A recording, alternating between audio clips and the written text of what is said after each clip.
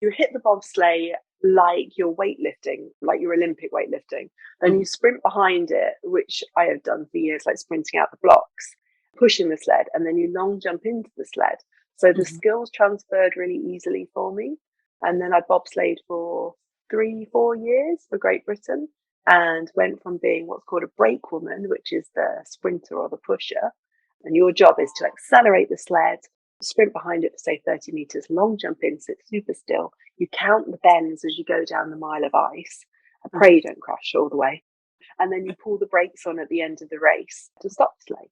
So I did that for a year and then I learned how to drive, which is a totally different experience and skill set. You have to learn all the corners of the tracks. You have to learn how to steer, but not oversteer, because the less you steer, the faster you go. And you obviously have someone behind you who's your brake woman. There's only 2 in a sled for ladies, but 2 and 4 for men. And that's really in your care because they're praying that they don't crash and you don't crash. So I learned to drive, which was also an amazing experience and a little safer than being a brake woman because, as I mentioned, 90 miles an hour, you sit in the back of the sled with your head between your legs, holding on for dear life, and you have more than 6 G forces in the Wow. back of the sled. So more than Formula One. Like, Wow. can you think of the most amazing roller coaster you've ever been on? And like that feeling in your tummy. Yep. So with that and the compression, the 6 Gs and the 90 miles an hour and the no seatbelt, some people actually wet themselves in the back of the bobsleigh. So I was like, right, I'm hopping in the front seat where it's a lot drier and a lot safer. Every time you drink 3 liters of water a day, Mhm. instead of, coming training completely dehydrated and wondering why you've got no energy. And on top of that, if your body's not hydrated, it can't mobilize fat from the cell. So a Mhm. really simple hack for people is just drink 3 liters of water a day. Every time you do that, it's like a deposit into your bank of wellness. Mhm. And it's the 1,000 deposits you continuously do and avoiding, the withdrawing. So the withdrawing for me would be, going to bed late, sitting on your phone, like swiping through Instagram until 10 o'clock at night and then wondering why you don't sleep very well.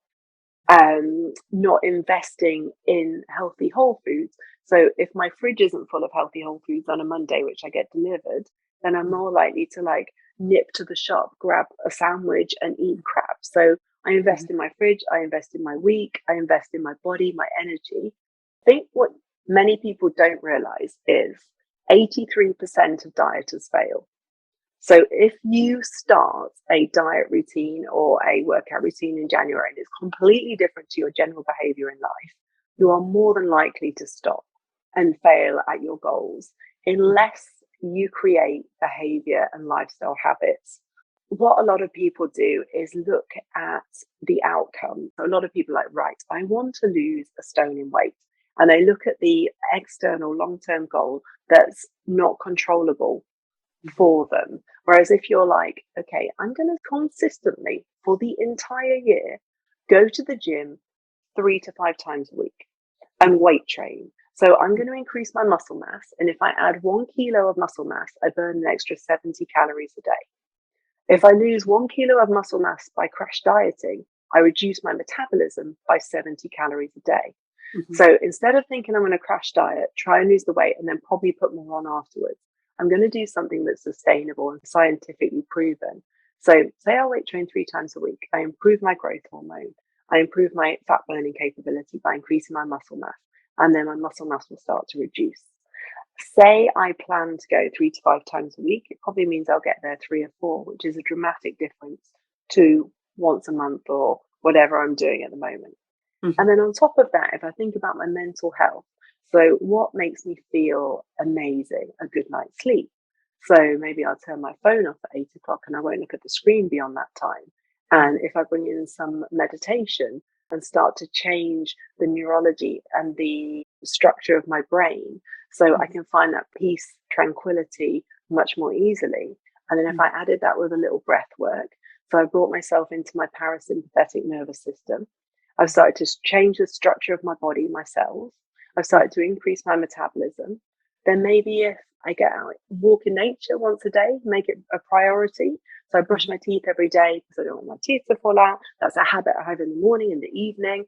Maybe if I made a habit of walking every day, even if it was 10 minutes on your lunch break, it doesn't have to be an hour. It's just to get out in fresh air. It's shown that nature, the repetitive shape of leaves, is really calming on the brain.